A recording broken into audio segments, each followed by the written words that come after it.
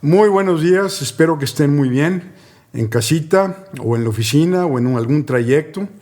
Hoy particularmente me siento contento de tener de invitado al doctor Alfredo Cuéllar Barbosa.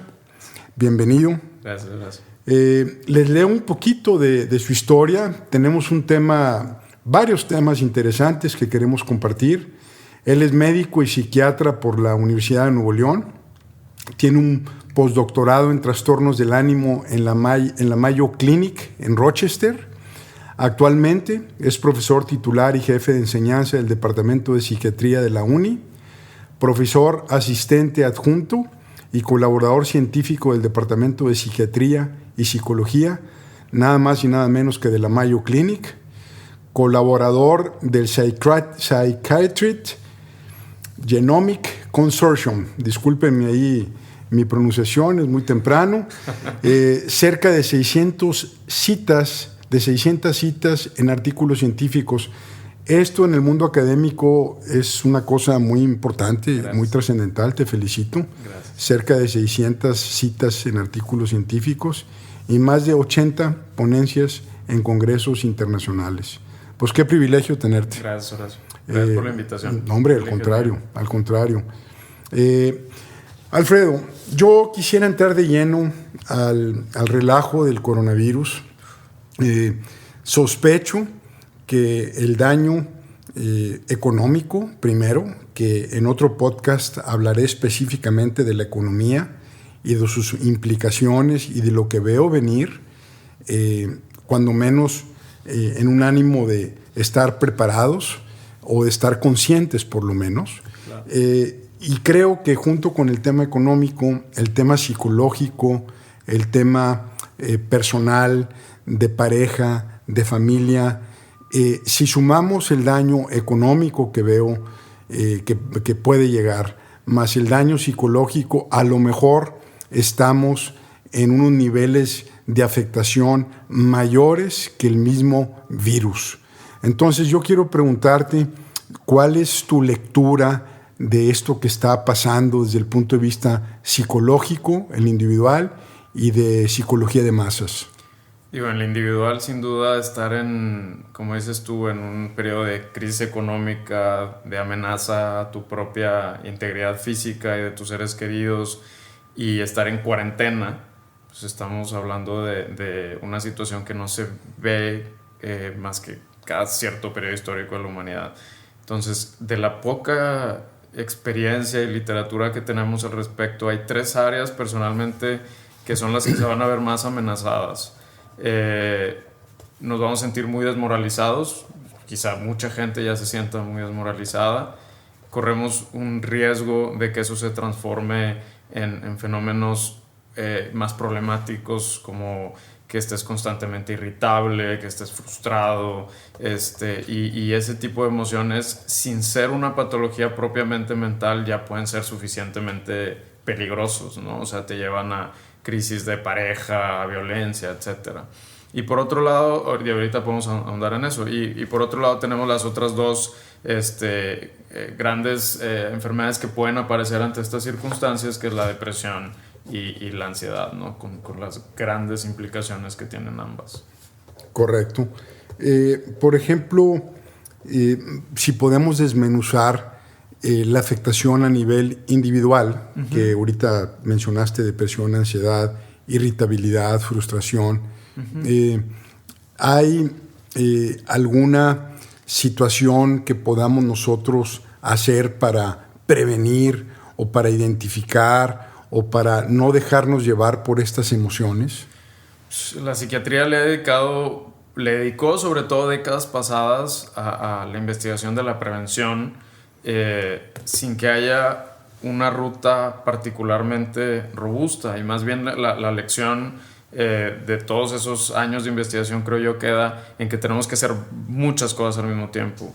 O sea, desde lo obvio que es tratar, aunque sea en casa, mantenernos activos, haciendo lo que podamos de ejercicio, manteniéndonos con cierto decencia en nuestra dieta, si es que eso vaya a ser posible más adelante, hasta cosas más difíciles, como Por ejemplo, hacer un poquito de introspección, aprender a manejar mejor nuestras emociones. Y vaya que ahorita es momento, si la gente no lo ha estado haciendo se ha puesto de moda, ¿no? Pero si no lo han estado haciendo, esto es el momento para hacerlo. Y metas más complejas como redefinir nuestras necesidades. Si no redefinimos nuestras necesidades, creo que vamos a pasarla muy mal. O sea, mucho peor de lo que la podemos pasar. ¿Puedes darnos un ejemplo? ¿A qué te refieres con redefinir nuestras...? Sí, claro. En la cultura actual, creo yo que no ayuda mucho a situaciones como esta. Nuestra cultura obviamente es para... Y aquí quiero hacer una distinción evidente entre la gente que más tiene necesidad en el mundo, que pues sería muy injusto hablar de esa población como que tienen privilegios en el siglo XXI y los más privilegiados. Pero si nos dirigimos a la gente un poco más privilegiada en cuanto a necesidades primarias cumplidas y lujos, que es probablemente la gente que más escucha este tipo de podcasts y que nos va a ver, hablamos de una sociedad que está muy enfocada en viajar, en consumir, en estar saturando tu mundo de metas, de exigencias, de muchas situaciones que no se van a poder cumplir actualmente. Si no redefinimos eso y estamos pensando en lo que estábamos pensando hace una semana, nos vamos a frustrar muchísimo y vamos a caer en la desmoralización de la que hablábamos hace tiempo. Entonces tenemos que irnos a una vida más sencilla en lo que se resuelve esto, si es que se resuelve pronto, ¿no?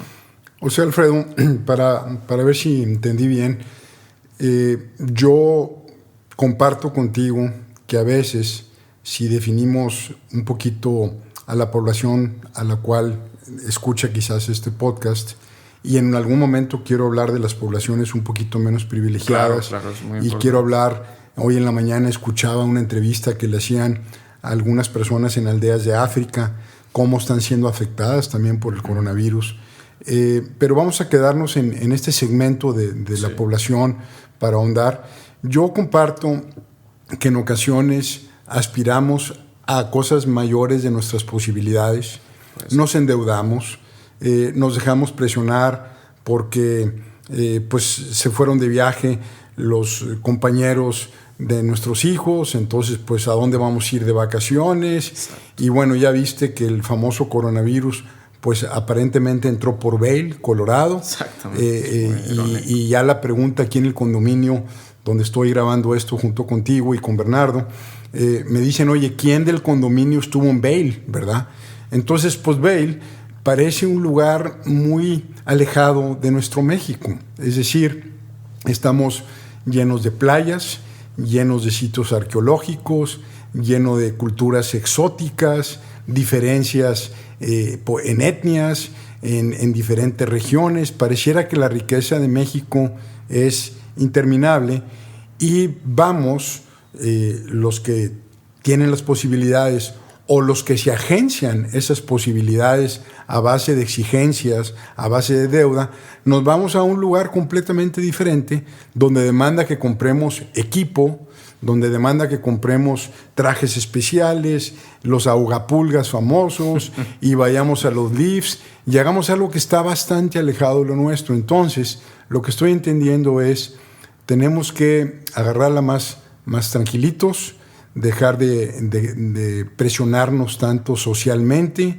y tener una vida un poquito más, quizás, más realista, más sencilla. Más sencilla, eso creo yo es la clave. Okay. Sí, lo que tienes a la mano, ¿no? ¿Qué es lo que tienes a la mano? ¿En qué puedes perfeccionar o en qué puedes ser creativo con lo que tenemos a la mano? Que quizás se parece a la mayoría de la historia de la humanidad. La mayoría de la historia de la humanidad, los humanos han tenido que hacer lo que tienen a la mano. Exacto. A forcioris, o sea, sí, no les queda otra. Claro. Por ejemplo, el tema vocacional de qué quieres hacer con tu vida. Oye, espérame, en la mayoría de la historia era, pues yo voy a hacer el oficio que mi papá me está enseñando, ¿verdad? Exactamente. Y aquí estamos aspirando a una bola de cosas a las que pues quizás no podemos Ahorita me gustaría entrar de lleno, Bernardo, a tu punto. ¿A qué te refieres con local? Con lo que decían de maneras de vivir más sencillas o así, o sea, igual y local, pues el estar aquí encerrados y como de vuelta a la tribu. Bueno, o sea, déjame tomar tu comentario, Bernardo. Bernardo está allá haciendo la grabación y la filmación. Gracias. Pues, por ejemplo, mira, lo green, lo ecológico, si algo incentiva, son las cadenas de abasto locales.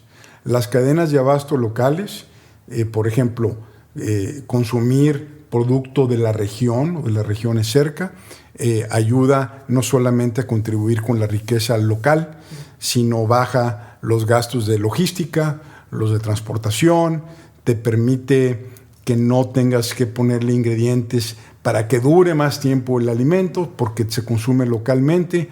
Entonces, ¿qué piensas de eso, Alfredo? Yo creo que es una oportunidad de oro y yo no soy de verdad así optimista ingenuo, ¿no?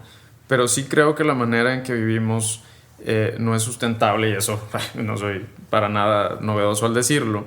Y esta es una oportunidad de oro para generar comunidades más sustentables. Los países más felices del mundo son mucho más sustentables que los nuestros, ¿no? Entonces es la oportunidad para ver qué requerimos. Si pensamos en un sentido de cómo quizá la humanidad no se desmoralizó y salió adelante de las crisis que tenemos memoria o que están en los libros, era tomando esa actitud de, bueno, ¿y qué tenemos a la mano y cómo vamos a contribuir a lo que está pasando, ¿no? Entonces, si hacíamos coches y ahorita ocupamos medicinas, vamos a hacer medicinas. Yo sé que es un poco más complejo que eso. Vamos a hacer comida, vamos a hacer mejores cadenas de distribución, etcétera. Tenemos que tomar esa mentalidad y creo yo que esa industriosidad es una de las mayores metas y mayores estímulos que tiene la humanidad. Entonces, si tratamos de redirigirnos, es nuestra oportunidad para salir adelante. Si nos quedamos frustrados de todo lo que no nos deja hacer esta crisis, va a estar de la fregada. Sí, y aparte está la implicación económica, donde, por ejemplo, estaba leyendo en la mañana el tema de la industria automotriz. Literalmente está paralizada. ¿Paralizada? Las cadenas de abasto, las cadenas de valor, las piezas, las autopartes, que es una de las top 3, de las industrias top 3 en México. Uh-huh. Pues imagínate, o sea, inconcebible que tenemos el petróleo, que dicho sea de paso, el precio está súper barato, sale más caro comprar un paquete familiar de Kentucky Fried Chicken que un barril de petróleo. Es una locura el precio del petróleo. Nos pegó, nos está afectando en la calificación, que están por salir, y definitivamente pues que va a haber una falta de liquidez, falta de dinero. Entonces eso nos replantea decir, oye, pues tus sueños o tus aspiraciones, o mejor dicho, tus ambiciones las tienes que moderar y ubicar. Así es. El presidente de Uruguay, el expresidente de Uruguay, se me escapa ahorita el nombre, no sé si se acuerda alguno de ustedes. No me acuerdo el nombre. Bueno, que tenía su Volkswagen, que cocinaba él en la mañana. Dice, rico es el que necesita poco, ¿no? Exactamente. Es un tiempo para eso. Es un tiempo para líderes, es un tiempo para redefinirnos, creo yo. Wow. Excelente. Muy bien. Ahora, esto, ¿cómo lo ves en la dimensión de la pareja y la convivencia, entre comillas, forzada que está habiendo ahorita? En teoría debería ser fabuloso estar mucho tiempo con tu pareja, ¿no? Unos encerrones muy a gusto, sí, muy padre. Exactamente. Dice la raza con una cuarentona, ¿no, güey? Es cuarentena. Entonces, sí, en teoría suena como que, bueno, pues vamos a aprovechar y vamos a darnos la riqueza de este tiempo. Sí, pero siendo y creo que igual para el tema individual como para el tema de pareja, tenemos que empezar por ser muy honestos, ¿no? Por entender dónde estamos. Y muchas parejas, tristemente, y eso está de sobra decirlo, tienen problemas y los niveles de divorcio están por los cielos, por eso. Entonces tenemos que empezar siendo muy transparentes. ¿Dónde estamos? Si no queremos aceptar dónde estamos como individuos y como pareja y como sociedad, difícilmente le damos la vuelta. Es decir, tenemos broncas, no nos aguantamos, no nos sabemos comunicar, te digo algo y tú me gritas, o yo te digo algo y tú te sientes, o lo que sea, de manera que salga todo el problema y podamos partir de ahí. Individualmente igual, la gente, por más duro que sea ese trago, tenemos que aceptar si estamos tristes, si tenemos miedo, si estamos desmoralizados, para ver nosotros y con la pareja o con la gente que podemos convivir, ¿cómo le hago? ¿Qué me sugieres? Y es la forma como tenemos más esperanza de salir adelante. Pero sí se vienen tiempos difíciles porque estar mucho tiempo con otra persona implica que así como se vuelve nuestra figura más importante de amor, también se vuelve nuestra figura más importante de todo lo negativo. Es a donde empezamos ya sea la gente que tiene tendencia a dirigirlo hacia ellos mismos, como gente que tiene la tendencia a dirigirlo hacia los demás, y vamos a necesitar formas de canalizarlo, ¿no? Insisto, creo que hay bases de transparencia, como decir, todo esto va de buena fe y lo que quiero es que salgamos bien de aquí, ayuda quizá a que podamos sobrevivir a esa convivencia forzada. De acuerdo. A la hora de las emociones, por ejemplo, me queda como primer punto el adecuarnos a una realidad, bajar nuestras ambiciones, ser más humildes y realistas, entonces quitarnos el factor de presión de que tenemos que tener un nivel de vida superior. Así y por eso pues, nos las pasamos estresados, nos las pasamos en deudas, pagando tarjetas de crédito con mínimos, y eso puede reventar a cualquiera, ¿no? Cualquiera. O sea, se paga un precio alto por ese tipo de nivel de vida. Muy alto. El segundo punto que estamos discutiendo es relacionado con las parejas, y ahí es que se clarifiquen y que sean honestos respecto a qué están sintiendo. Yo creo, Alfredo, que a veces las personas tenemos dificultad para identificar qué tipo de emoción es la que estamos sintiendo. Sí. Entonces, si no podemos entenderla nosotros en individual, como que está difícil ahora que se haga a nivel pareja. Quizá es un excelente punto. No estamos muy entrenados para hablar de nuestras emociones. Eso es algo que no sé, faltó, ¿no? O sea, vino el mensaje de habla de tus emociones y sé transparente, pero nadie te dice cómo. Entonces, ahí es donde la pareja puede ser crítica. Sí, lo podemos usar como oportunidad para decir, oye, ¿podrías ayudarme a decirme cómo me ves? Y yo te ayudo y te digo cómo te veo. Te veo ansiosa, te veo con miedo. Y pocas cosas alivian más a un ser humano que aceptar emociones difíciles, vulnerarse y que alguien le dé un abrazo. Wow. Suena evidente, pero de verdad es muy curativo. Wow. ¿Sabes qué? ¿Pudieras, por favor, repetir una vez más esto último? Pocas cosas nos van a aliviar más que vulnerar nuestras emociones, obviamente con alguien de mucha confianza, y simplemente que nos escuchen, nos abracen, nos acompañen.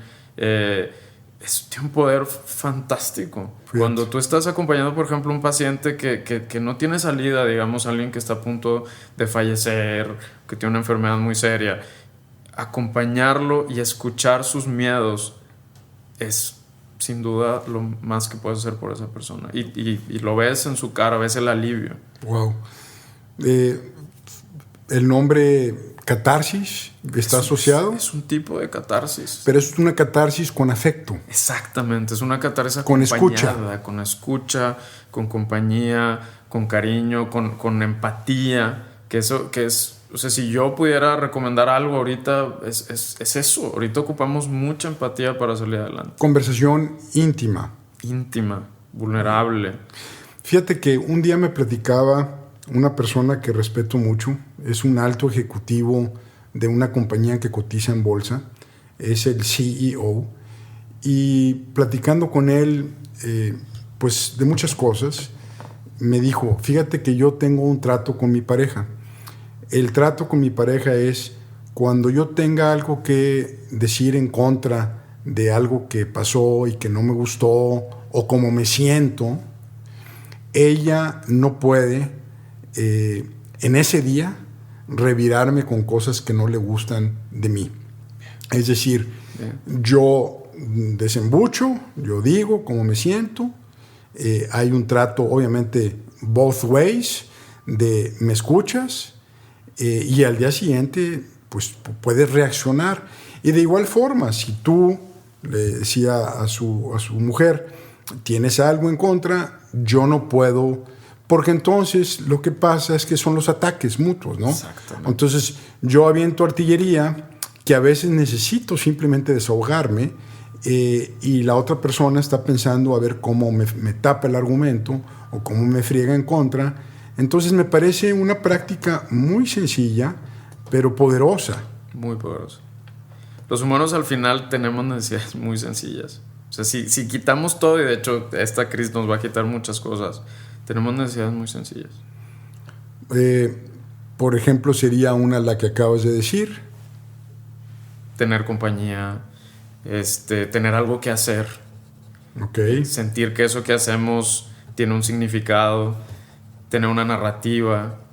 Cosas básicas que tristemente con todo lo que habíamos dicho se pueden llegar a olvidar, ¿no? Podemos olvidar nuestro núcleo por una serie de exigencias sociales que no son nuestras. Un ejemplo, volviendo a lo que decías de cómo nos peleamos o cómo competimos una persona con otra, tiene que ver mucho con varias necesidades impuestas, como ganar un argumento para no sentirnos tontos o no darle la razón al otro para no sentirnos culpables porque no toleramos la culpa, cuando en realidad pues, todos nos equivocamos y todos podemos ofender a la gente que amamos, pero son de nuevo imposiciones. Si nosotros estuviéramos haciendo esta charla antes del coronavirus, la mayoría de las cosas serían iguales, Horacio. O sea, de todas formas tenemos una crisis de depresión, de todas formas tenemos una crisis de aumento en las enfermedades mentales que tienen que ver con todas esas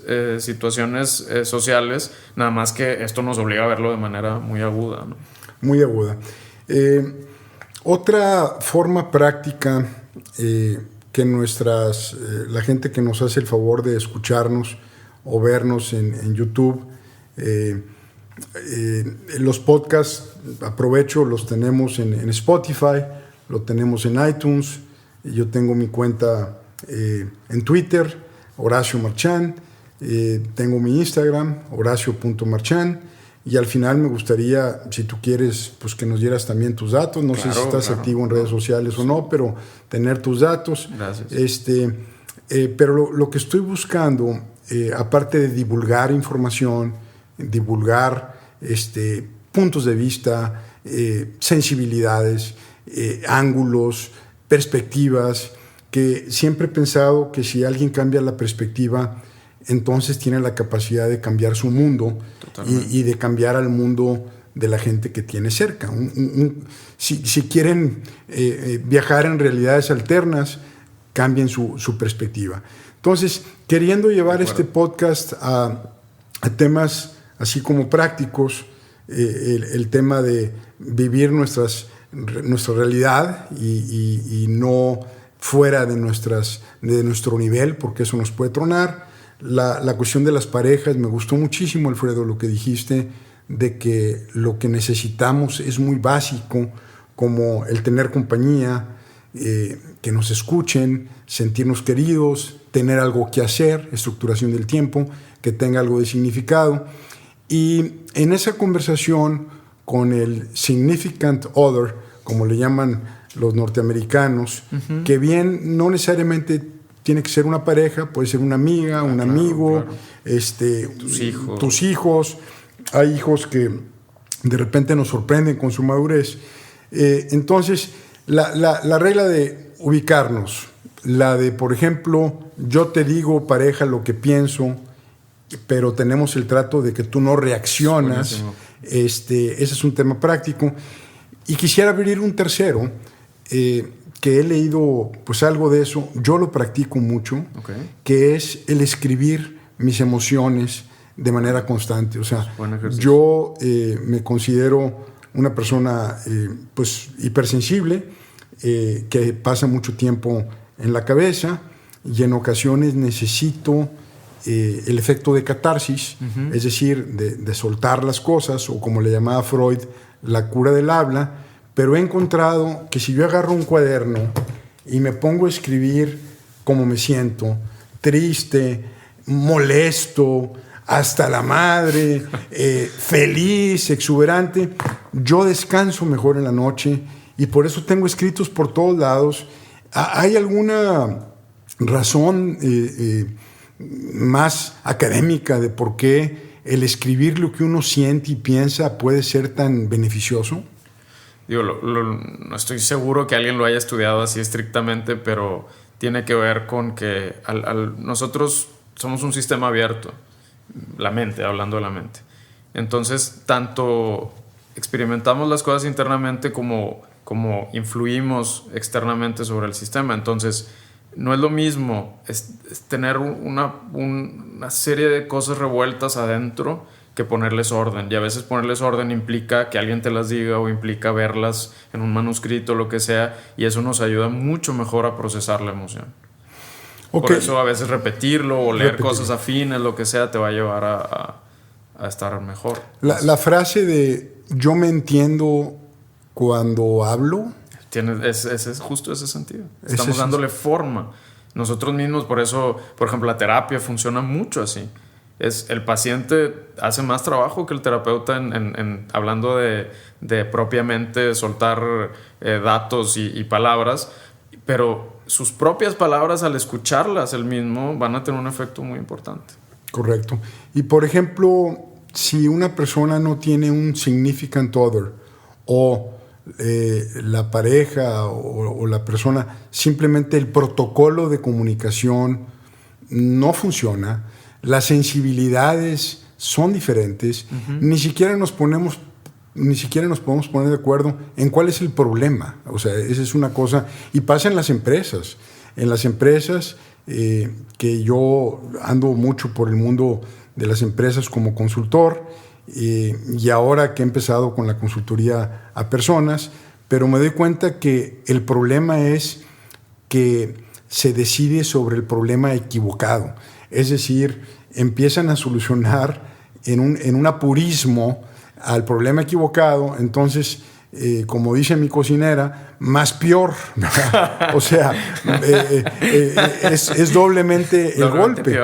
Pues ¿por qué? Porque tú te organizas y te despliegas alrededor del problema equivocado, haces un dispendio de recursos, el problema original no lo tocas, entonces le quitas recursos al problema original, pero el problema original, al no ser atendido a través del tiempo, se va cambiando, y la inversión que hiciste con el problema que te equivocaste te va a llevar a otros problemas. Entonces se complica mucho la cuestión. Totalmente. Entonces, si una persona no tiene con quién rebotar y no tiene el hábito de escribir, que yo lo recomiendo mucho, tengo cuadernos y cuadernos de ideas, de enojos, de decepciones, de tristezas, de alegrías. O sea, a mí me ha ayudado el escribir mis emociones mucho.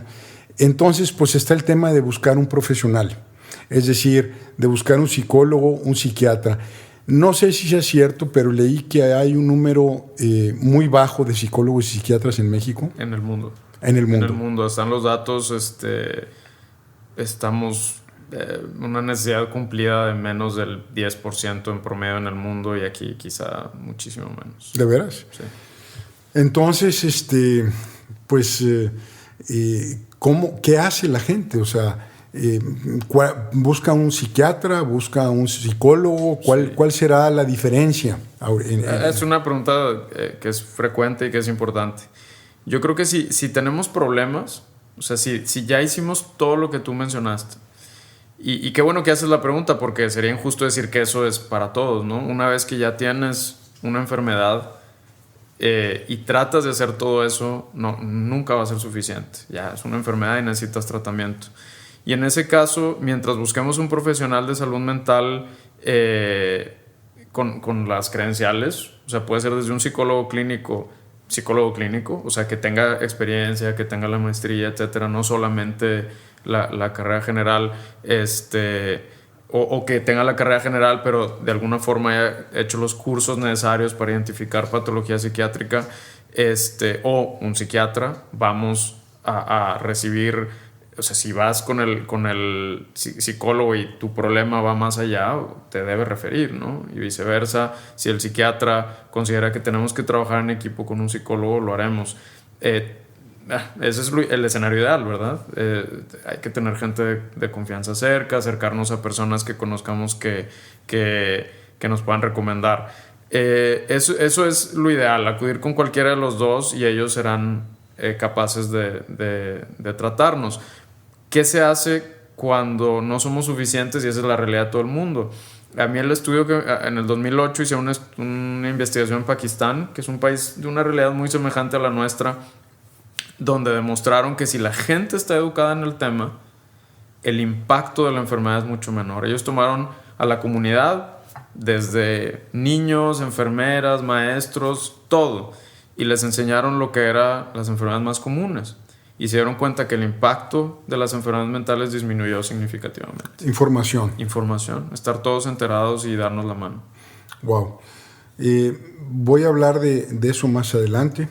En el tema ahorita concreto del coronavirus, por ejemplo, leía que Starbucks le regaló a todos sus empleados, antes de la crisis del coronavirus, 20 horas de terapia. Sí. Entonces, por ejemplo, ahorita la gente, si se siente mal, no hay como un hotline en México o algo. No a mi humilde conocimiento, pero en así ánimo de comercial, si no te molesta, por ejemplo, tengo entendido que Ingenium está haciendo a partir del lunes, creo, como pláticas con Zoom, marca registrada, para que la gente pueda recibir orientación y mindfulness desde casa. Entonces supongo que habrá otras organizaciones haciendo lo mismo. Sí. Ingenium, se escribe Ingenium, así con G, es, Ingenium. Tiene su página de internet, tiene su Instagram y es un buen consejo ahorita. Claro. A nivel internacional hacen las cosas muy bien. Sí, perfecto. A nivel social, Alfredo, ¿qué ves? O sea, ¿cómo explicas, desde un punto de vista psicológico, las compras de papel del baño en el mundo? No solamente es en México, no solamente... No, me hiciste la pregunta del millón, nadie sabe por qué. La verdad es que la única teoría que he escuchado al respecto vino de mi esposa y no sé dónde lo leyó. Me dijo que las personas se sienten tranquilas de tener cosas no perecederas en casa. No sé, la verdad no tengo idea. O sea, pero pues primero está comer y luego está... Total, luego ir al baño. Pues yo pero pienso, sí, si no comes no vas al baño. Pero no tengo una explicación para ese fenómeno, está muy interesante. Ahora, ¿tú crees, por ejemplo, que estamos en riesgo de caer a una histeria colectiva con todo esto? Sí, no, sin duda. Sí estamos en riesgo y ahí es donde hay otro tema que creo puede ser clave para que salgamos adelante y no caigamos en histeria colectiva, pero tenemos un súper reto. Entonces, lo clave para mi gusto, como te decía hace rato, es la empatía. Un libro que me gustaría que leyera el mundo mundial sería The Age of Empathy de Franz de Waal. Vamos a dejarlo, The Age of Empathy, o sea, la era de la empatía. La era de la empatía de Franz de Waal. ¿Cómo se escribe de Waal? Híjole, creo que es... Ahorita lo buscamos. A ver, Bernardo nos está ayudando. Sí, pues es holandés, entonces okay. No. Este tipo... Y si lo buscan, si no se quieren aventar el libro, pero la verdad es que el libro vale la pena, van a ver TED Talks fascinantes de este hombre. Aparte hay TED Talks. Sí, se escribe... Sí, W-A-A-L. Ok. Así es, Franz de Waal. Franz de Waal. Gracias, Bernardo. Gracias. Es un científico que es experto en chimpancés y en conducta de mamíferos. Pero... O sea, en nosotros. Como exactamente. Y el punto de Franz de Waal es que... los humanos, si hemos llegado donde hemos llegado, es por la convivencia grupal. O sea, lo que hace fuerte... De hecho, yo uso una diapositiva cuando hablo del tema donde está mi hijo, en ese entonces acaba de cumplir 3 años, y Lucy, la primera humana en el Museo de Washington, ¿sí? Y son del mismo tamaño. Y Lucy... Era la Australopithecus. La Australopithecus, pues digo, si tenías el tamaño de Bernie y andabas por la sabana... pues eres una presa relativamente fácil, ¿no? Y lo que nos hacía sobrevivir era que estábamos en grupo. Y él da en 1000 argumentos de por qué, a pesar de que la humanidad insiste en que somos seres individuales y combativos y que cada quien sea el mejor, el grupo es lo que nos hace fuertes. Entonces, la empatía a nivel grupal es lo que nos puede salvar. Si nosotros vemos la Segunda Guerra, quizá sea el ejemplo más reciente de algo así, pues el salir a ayudar al otro es lo que te da un poquito de paz, ¿no? Tú hablabas hace rato de las comunidades más necesitadas y sí quería volver al punto. Bueno, la empatía es la clave para decir, oye, ok, nos cancelaron un viaje, todavía hay comida, no sé qué. Hay gente que ya se moría de hambre y ahorita ¿cómo están? Bueno, le preguntaban a la mamá africana que escuchaba hoy en la mañana en el BBC News, que para cuándo tenía comida, para cuánto tiempo. Sí. Y dijo, de aquí al viernes que entra. Imagínate el miedo ese es miedo, ¿no? Ese es miedo. Si volteamos a vernos así, creo que tenemos más esperanza de sobrevivir. Si nos tendemos la mano, vamos a ser fuertes. Si nos empezamos a enfocar en nosotros mismos, vamos a caer en la histeria colectiva, creo yo. Entonces creo que ahí está la clave. Y Frans de Waal no escribió el libro hoy, él lleva mucho tiempo hablando del tema. Pero el reto que tenemos y que nos va a jalar, creo, tristemente al lado opuesto, espero que no, es el groupthink. Y actualmente estamos tan sometidos a tanta información, a la misma información manejada ya no ni por humanos, por algoritmos que te hacen más radical en vez de más pensante. Pues estás combatiendo contra una exposición fuertísima que te dice que el mundo se va a acabar, ¿no? El groupthink, ¿puedes ayudarnos a clarificar qué es? Sí, el groupthink es básicamente que cuando todo el mundo empieza a leer y a ver las mismas cosas, empezamos a pensar igual. Y desde mi trinchera, que pues hago algo de investigación y me encanta, la gran crítica es que el groupthink te quita toda la creatividad. Tú crees que estás siendo creativo y en realidad solamente estás replicando algo que está haciendo todo el mundo. Y en ese caso, pues obviamente viene en detrimento de soluciones, ¿no? Pero en fenómenos como viene en detrimento de que alguien levante la mano y sea líder y sea un líder positivo, de que haya empatía, lo que sea, porque todo el mundo empieza a caer en sálvese quien pueda. Ojalá que ese groupthink se mueva hacia, vamos a ser empáticos y grupales y sencillos. La bronca es que tengo en mi humilde y pobre entendimiento de las redes sociales, que el algoritmo te tiende a guiar hacia lo que tú estás viendo. Entonces, si tú estás pensando en ser empático, te va a llevar hacia allá. Y si estás pensando en ser radical, te va a llevar hacia ser radical. Te refuerza, digamos, tu sesgo original o tu orientación. Así es, exactamente. Entonces, es un momento para los creativos, para variar. Sí. Es un momento de la gente que piensa diferente. Así es. Que ahí pudiera quizás estar la solución. Hay un tema muy curioso en lo de las pruebas. Lo de las pruebas si tienes o no el coronavirus. Ajá. O sea, las corrientes, por ejemplo, están de que Corea del Sur hizo miles de pruebas y controló el coronavirus. Lo mismo se discutió de Wuhan, en China. En Italia, pues así como que más... les valió más, no le dieron la seriedad y el índice de muertos en proporción es mucho más alto, por ejemplo, ahí. Uh-huh. Entonces, la duda es, bueno, por ejemplo, tengo unos amigos de Saltillo uh-huh. que estuvieron en Vail, uh-huh. se viene la familia, llega derechito al hospital, porque obviamente, sin duda, Vail tiene peculiaridades de algo pasó en Vail, sí. Está asociado quizás con el clima, con la nieve, encerrados. Yo escuché que hubo como un concurso de esquí o algo así, entonces muchos italianos fueron a Vail a eso. Y de ahí no tenía es lo que había escuchado. ¿No? Bueno, o a lo mejor los italianos que fueron a esquiar. El caso es que Vail era un foco infeccioso, llega mi amigo con su familia, va al hospital y en el hospital le dicen no le vamos a hacer la prueba porque no tiene síntomas. Entonces el pensamiento es, oye, espérame, pero este virus también puede ser asintomático. O sea, el hecho de que la persona tenga síntomas no la descarta de que no lo tenga.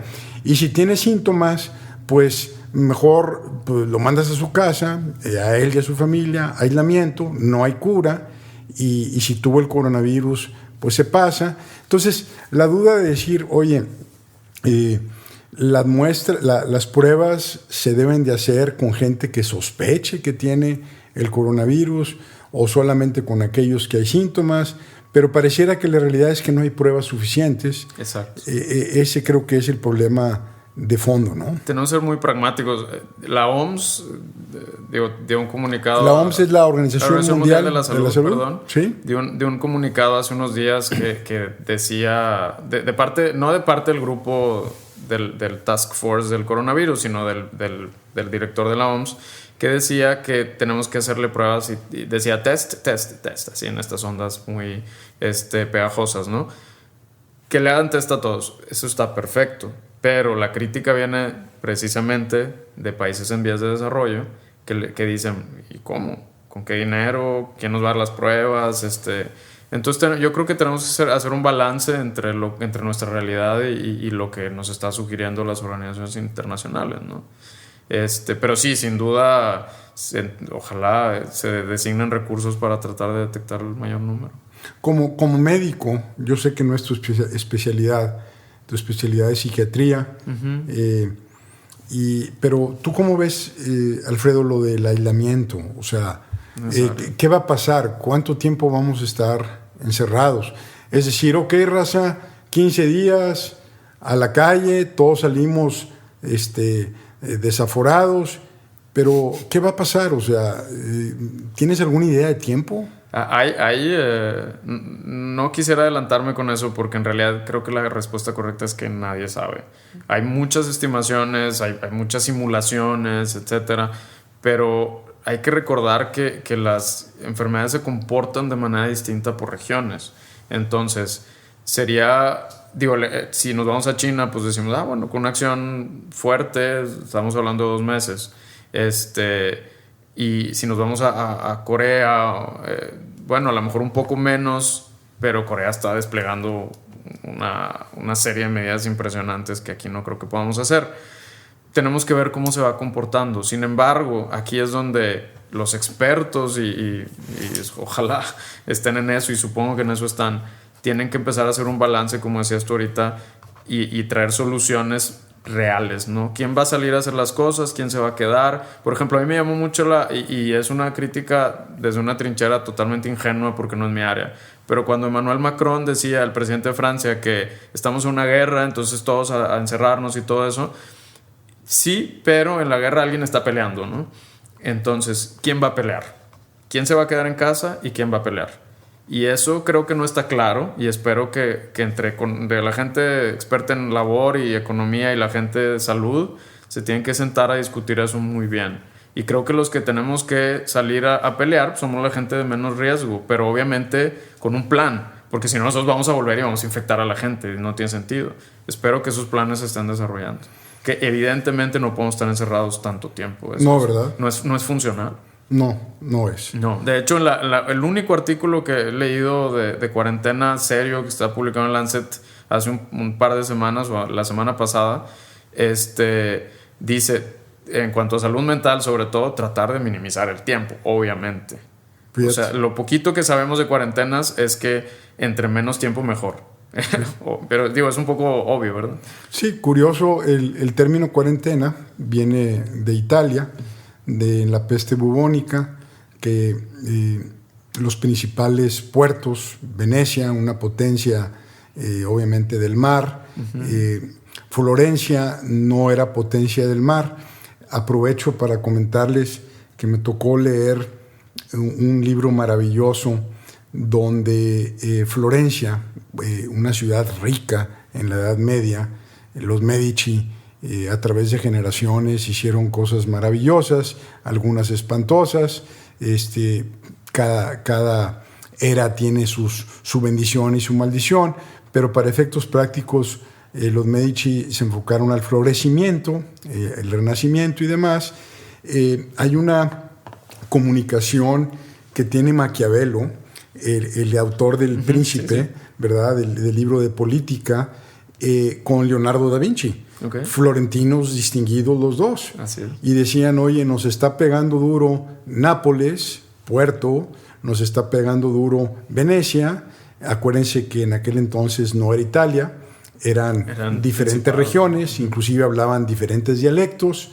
Le atribuyen al libro de la Divina Comedia de Dante Alighieri, que cuando él lo quiso escribir, pues dijo, bueno, ¿en qué dialecto lo hago?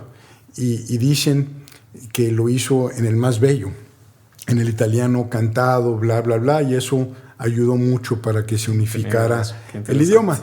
Pero me centro en que Maquiavelo y Da Vinci estaban tramando cómo el río Arno, que está ahí en Florencia, cómo hacer un canal para que desembocara en el mar. Y para entonces poder competir con los venecianos y con los napolitanos y demás. Esa fue una anécdota curiosa, pero bueno, regresándome al tema, que ya es que me encantó la anécdota esa de estos salvajes. Estábamos hablando, Alfredo, Estábamos hablando de contención y de cuánto vamos a aguantar. Vamos a aguantar. Entonces la cuarentena, cuando llegaban los barcos allí a Venecia o a Nápoles, los italianos, que en aquel entonces no eran italianos, decían 40 días. 40 días, nadie se baja del barco, nadie entra al barco, todo es de distancia, y a los 40 días pues veíamos qué pasaba. Ahorita realmente parece que el target son 14 días. Bueno, quién sabe. No quisiera adelantar. Quién sabe. Sí.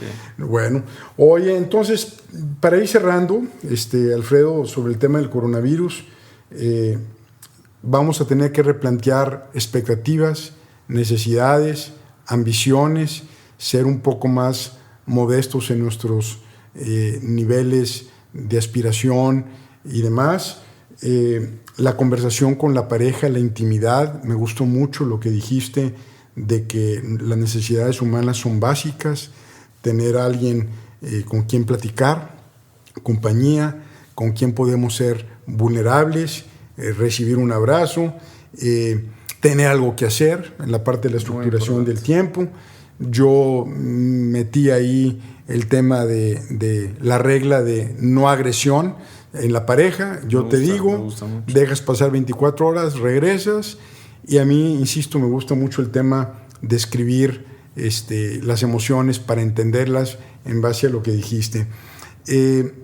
Tenemos gente que nos escucha en otros países, particularmente Latinoamérica y España, y también tenemos gente que nos escucha de todos los niveles sociales. Por ejemplo, yo me imagino una familia ricachona que tiene una casa de 1,500 metros cuadrados, donde tiene 6 o 7 habitaciones, tiene 10 baños. Pues me parece muy sano, cada quien se encierra con su Netflix y bla, bla, bla. Pero también hay casas muy chiquitas, o sea, hay casas donde a veces en un cuarto duermen pues 4 o 5 personas. Se me hace que está más duro con ellos, ¿no? Mucho más. Una de las críticas a las medidas que se han estado implementando es que no están pensadas en esas comunidades. Están pensadas como si esta fuera una enfermedad del primer mundo, en vías de desarrollo, pero no están pensados en las comunidades más necesitadas. Ahí es donde tengo entendido que hay líderes, sobre todo en África, actuando para medidas que apliquen a ellos.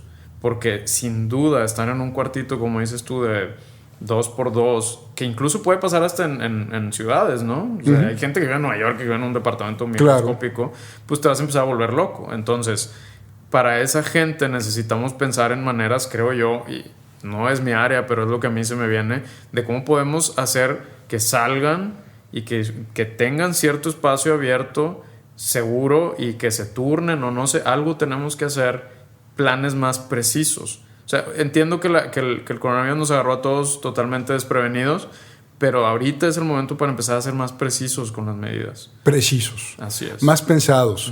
No tan reactivos. No tan reactivos, más adaptados. Ya entendemos más o menos a qué grupos le pega, no sé qué, y tenemos que actuar conforme. ¿De qué nos sirven tantos datos si no vamos a actuar con respecto a eso? Yo lo pienso desde mi área de expertise. ¿Y para qué queremos ser precisos con genética, con clínica, con neuroimagen, etcétera, de un paciente, si no lo vamos a usar en su tratamiento? Estamos perdiendo el tiempo y su dinero, ¿no?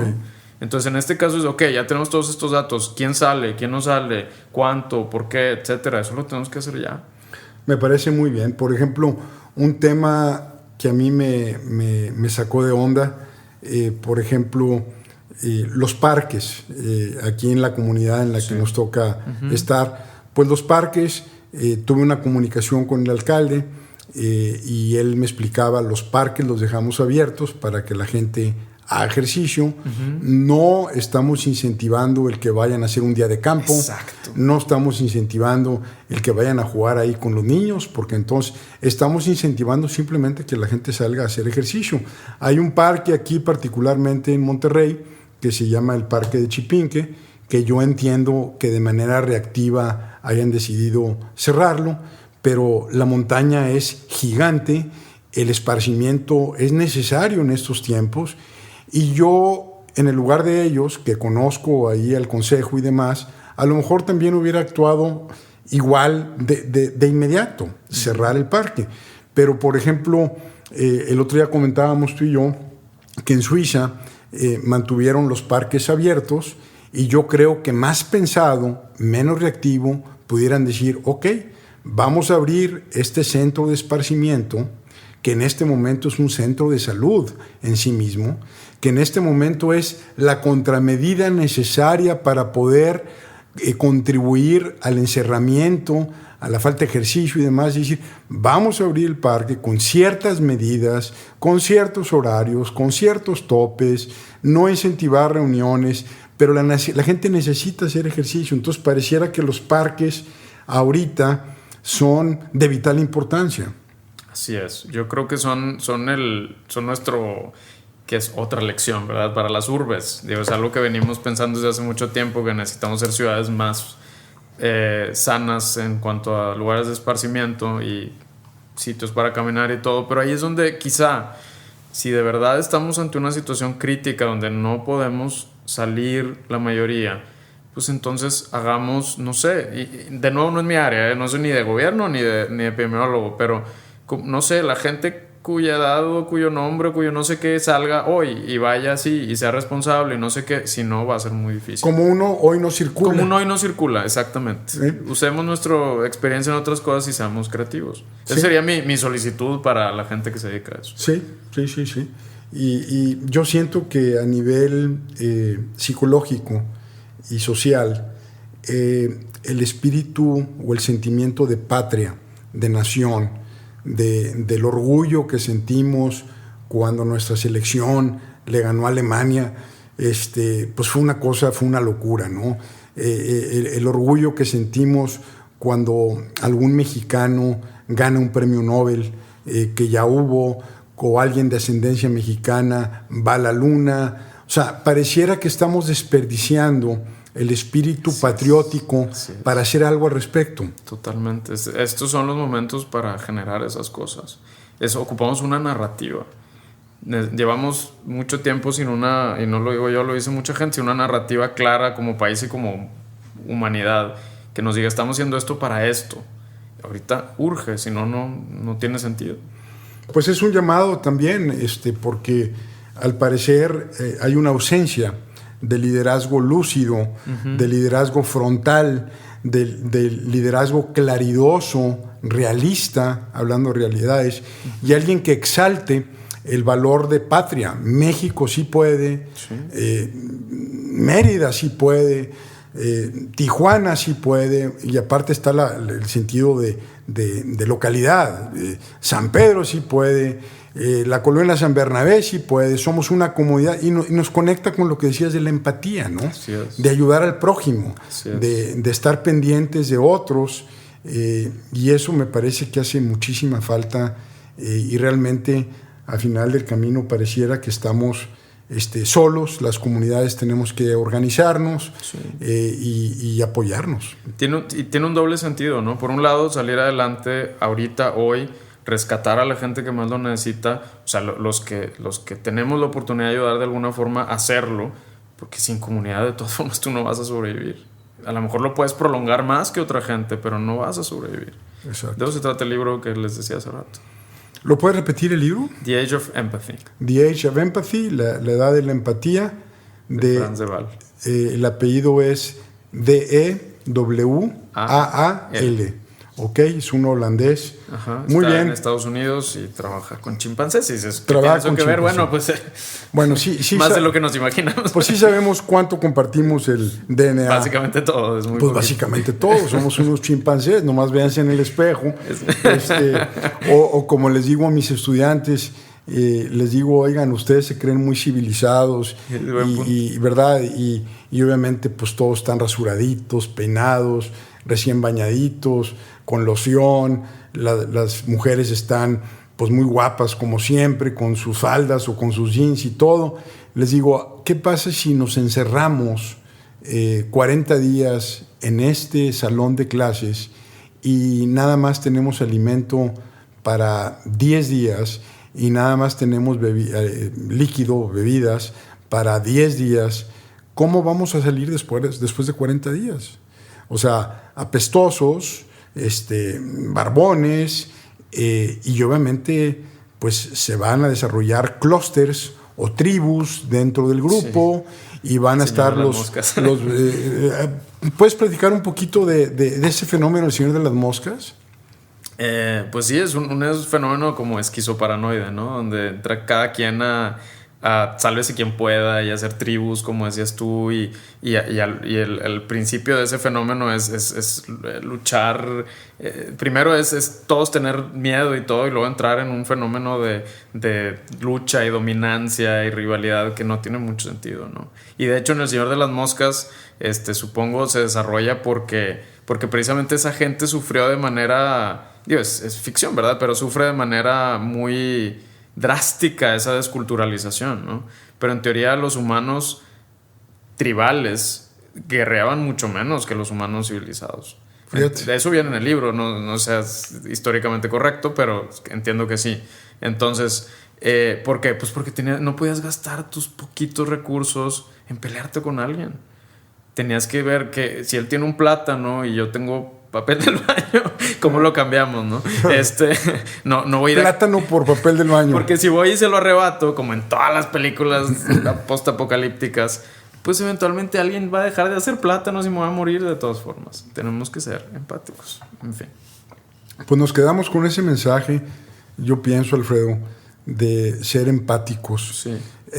Me gustaría no obviarlo, me gustaría definir ¿qué es empatía? Ese es uno de los temas principales de ese científico, ¿no? La idea de la empatía para él tiene muchos niveles. No es mi área, yo no soy sociólogo y no lo voy a poder describir bien, pero la idea general de la empatía es sentir, ponerte en los zapatos del otro. Esa es la idea básica de la empatía. ¿Cómo creo yo que se está sintiendo el otro? Distinguir de la simpatía, no decir, ay, te entiendo, pobrecito. No. Ponte en el lugar del otro. Y eso te genera un espejo. Porque la mayoría de los humanos nos hemos sentido de la mayoría de las formas como te puedes sentir. Claro, versión miniatura, ¿verdad? Entonces, versión miniatura para la gente más privilegiada, quizá en cuanto a experiencias de vida y en cuanto a recursos, y maneras más extremas para la gente que la ha pasado mal. Pero el chiste es que todos sabemos cómo se siente estar triste, y cómo se siente estar frustrado, y cómo se siente estar enojado, y usar esa empatía. De hecho, es algo que nosotros usamos todo el tiempo en terapia. Te ayuda para hacer sentir mejor al otro y para comunicarte mejor con el otro. Si se lo reflejas, a veces uno está tan abrumado por lo que está sintiendo que necesitas que te lo reflejen para decir, cabrón, si estoy muy enojado, si estoy perdiendo el control, si estoy muy ansioso.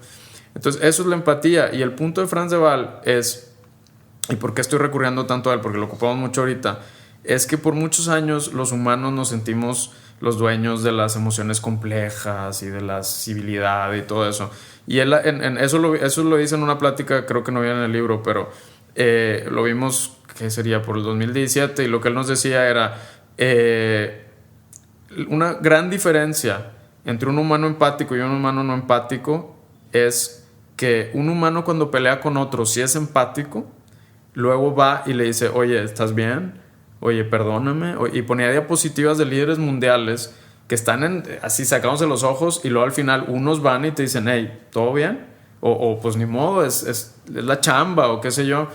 Y los que ahí te ves, ¿no? Y dice, y los chimpancés se pueden arrancar la oreja, pero todos se van y se acercan al otro y checan si está bien al final del conflicto. Wow. Entonces la empatía no es exclusiva de nosotros, pero sí es muy útil para salir adelante y acompañarnos en tiempos difíciles. Wow. Sí, Bernardo. Quería preguntar, Alfredo, para alguien que es muy empático, ¿cómo diferenciar que está sintiendo lo que él está sintiendo o los demás?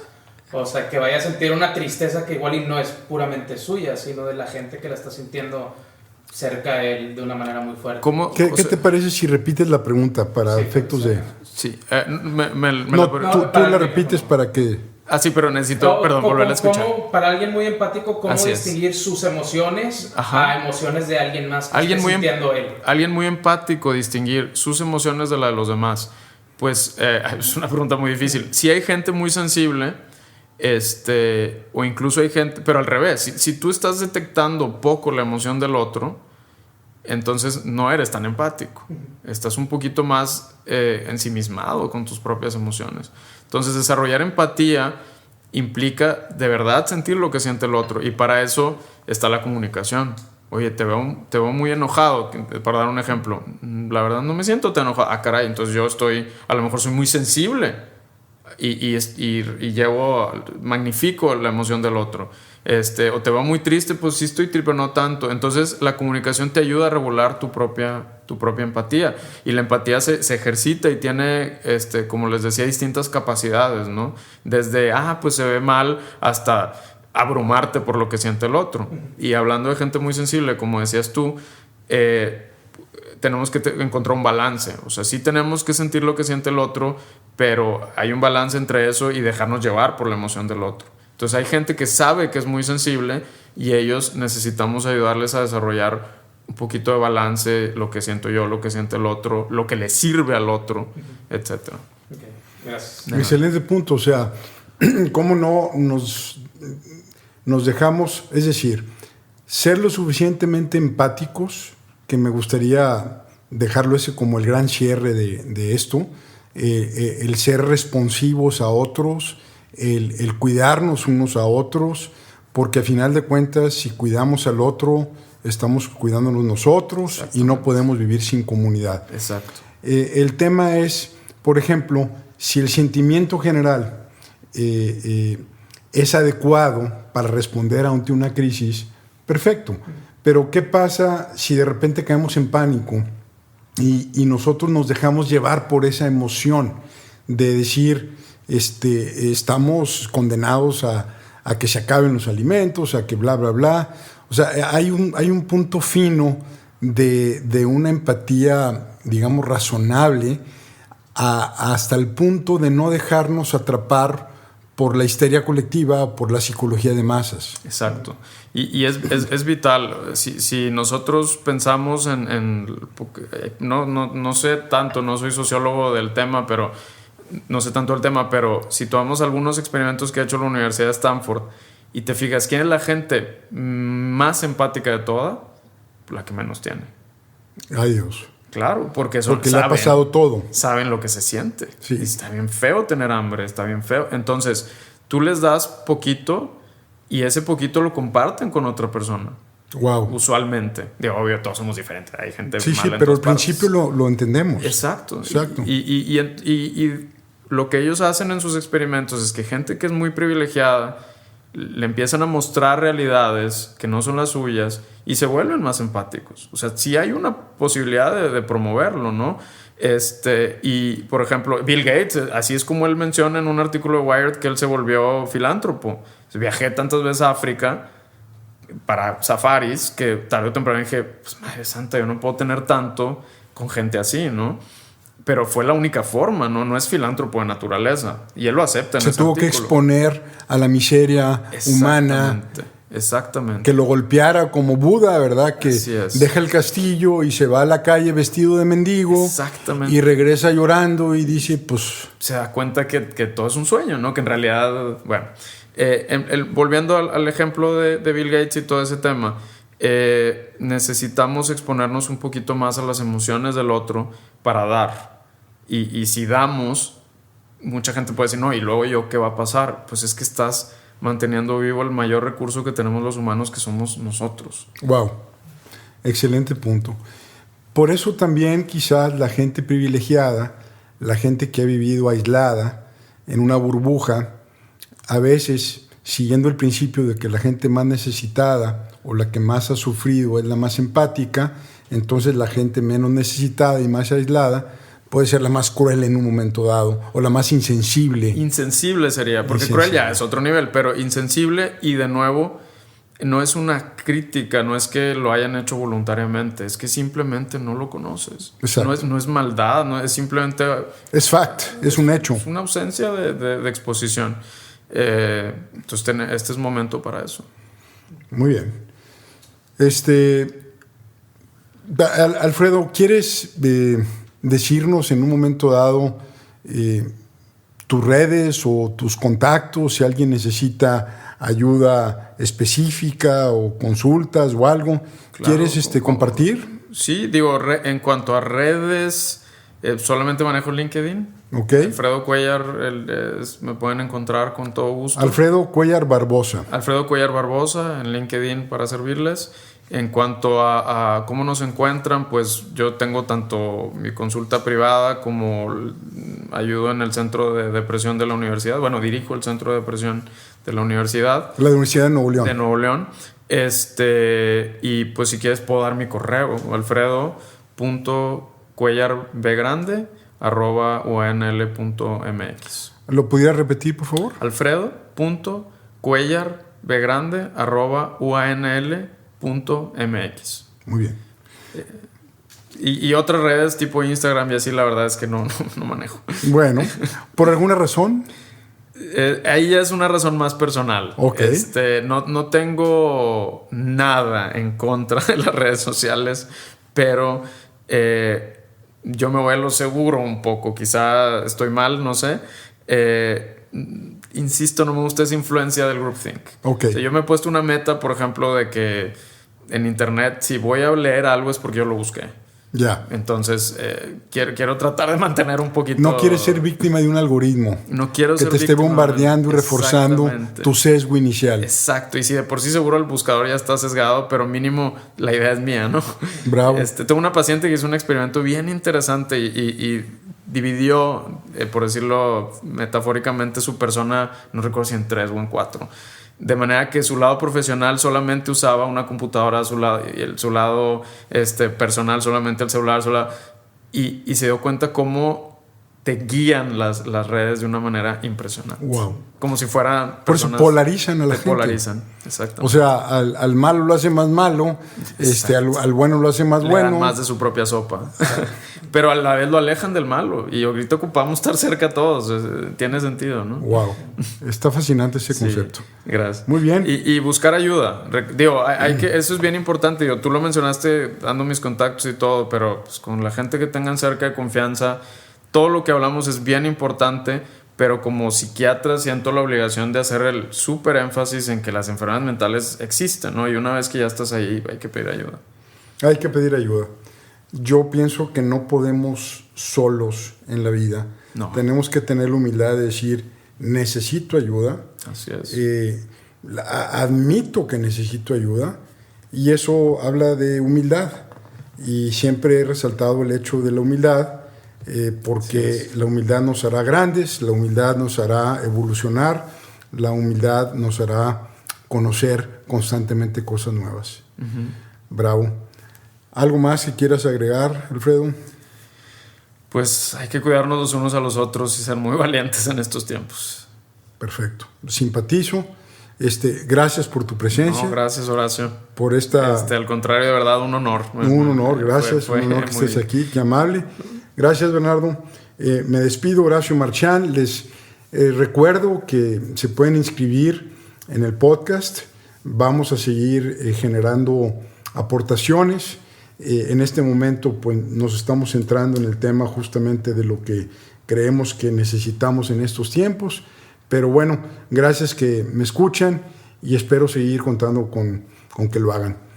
Suerte y vamos a cuidarnos unos a otros. Hasta luego. Gracias. Gracias. Gracias. Gracias.